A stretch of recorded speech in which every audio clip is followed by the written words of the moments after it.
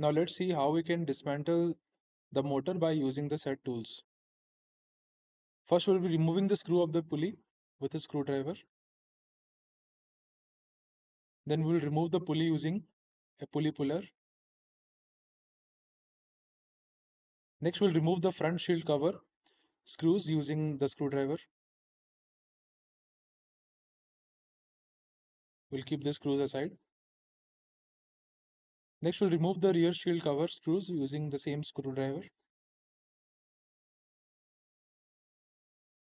Next, we'll detach rear shield cover from the motor, and then we'll remove the fan screw using screwdriver. Then we'll detach the fan from the motor. Loosen shield screws using the screwdriver.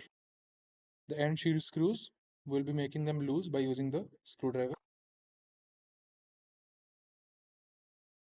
Next, by using the hammer, we'll gently tap the end shield with mallet to separate the motor.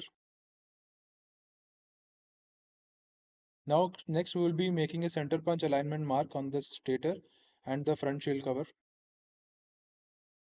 Next, we'll keep the cold chisel tip between the stator and cover and gently tap the chisel with the hammer. Next, we'll pull the rotor out.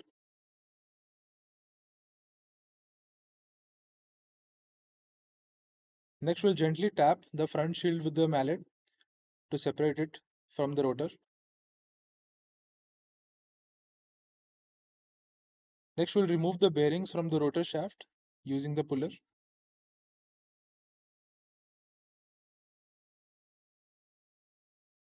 Next, we'll remove the bearings from the rotor shaft using the same puller. Finally, the motor has been disassembled.